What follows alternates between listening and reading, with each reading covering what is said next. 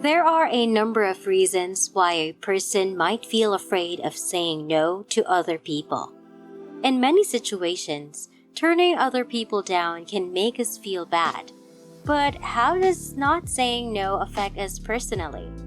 Today, we'll be giving you 5 tips to help you gain more self-confidence to say no to others without feeling guilty. It's good to have you here. Welcome to Tree of Life, where we plant the seeds to help you grow. Before learning how to say no confidently, you must first understand what makes saying no so hard in the first place. Of course, we don't want to let other people down or maybe even upset them if we decline their invitation or request. We also want everyone to like us, and saying no to them can affect the way they see us. Sometimes it's also because we ourselves don't want to miss out on opportunities, and saying no might mean not being able to keep up with others. But whatever these reasons are, most of the time we find it so hard to say no because we've already established a habit that makes it easy for us to say yes. And therefore, we are not used to saying no anymore. Now we can jump straight ahead to tip number 1. Remind yourself that not every no has bad consequences. One reason why we're so afraid to say no is because we think immediately about the bad things that will happen after. For instance, you might want to say no to a friend's dinner invitation because you have some work to do. But you're too worried that saying no to your friend will offend them, and you think that they won't bother to invite you next time. But most of the time, your true friend will genuinely understand that you have your own priorities to take care of, and they will respect your work ethic. You only have 24 hours a day, so you have to use your time wisely. We are humans, not machines. And so we can't function non-stop as robots can. We can't force ourselves to do everything, which means we have to pick and choose what we say no to. If we say yes too often, other people will subconsciously begin to value our time less. And so they will start feeling entitled to the time that we can give them. Tip number 2. Be aware of the consequences of saying yes too often. It's much easier to say yes because you know that's what they want to hear, and it's the answer they're expecting from you. You know that saying yes will please them. But a yes is also a no. If you say yes immediately, you automatically say no to all the other possible options. Sometimes, there are ways that you can compromise so that all parties are happy. But saying yes right away will instantly eliminate your other alternatives. The problem with saying yes to too many things is that we begin to put our own goals and values behind us. When we say yes to others, we prioritize their feelings over our own. If you always say yes to them, then you are always saying no to yourself. Focusing too much on what other people will feel will eventually lead to physical and mental problems, such as stress and burnout. It's difficult to please everybody, and in time, we may even be perceived as unreliable if we say yes to too many people and end up not being able to fulfill them all. Tip number 3. Practice saying no in front of a mirror. It sounds stupid, but it actually works. This is especially helpful if you've already gotten used to saying yes quickly anytime someone asks something of you. Habits are formed if they are being done frequently, and are extremely difficult to break once they've been established. However, you can counter your habit to saying yes by first training yourself to physically saying no in front of a mirror. It's easy to think to yourself that you'll say no the next time a situation arises, but you shouldn't underestimate how easily you can be swayed. Mainly since they probably already see you as someone who says yes to everything.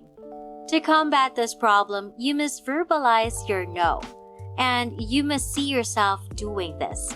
Practicing this on your own can help you realize that you are actually capable of doing it. The more you get used to seeing and hearing yourself saying no, the more you will grow accustomed to the feeling of doing it. And you will eventually be able to do it in actual situations when faced with the real demands of other people. If you've watched this far, go ahead and click that like button for us to let us know that you're enjoying the video. Great! Now let's move on to tip number 4. Say no, period, but be friendly about it. Most people think that saying no instantly makes them a rude person. But this is absolutely not true. There are many different ways you can say no without being rude. Being assertive is not the same as being impolite, so don't worry too much about how you'll sound to other people. You can start by saying thank you, like thank you but I can't, and so on. It's best to preface your declination with some kind of assurance, maybe something like, I'd love to go but I have to.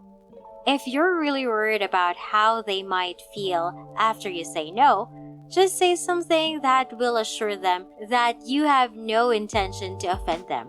You just have other more important things to take care of. Aside from being friendly, you must learn how to say no without immediately following up with any reasons, excuses, or justifications. No is a perfectly good answer, and you're not always obliged to explain to anyone why you don't want to do something. A simple no should be respectable enough. Besides, bringing up any kind of justification may only give the other person an opportunity to overturn your arguments or find a loophole in your reasons. This could lead to a discussion, then a persuasion, until you ultimately find yourself saying yes. Tip number 5.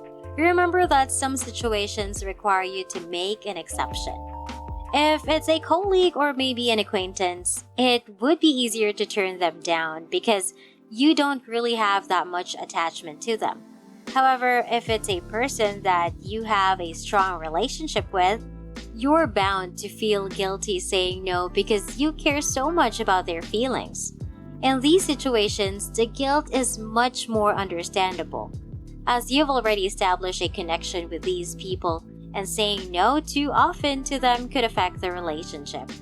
It may even be your boss who's asking something of you, and because it's someone of a higher rank or position, you know they have more authority, and you'd feel embarrassed to turn something down from them.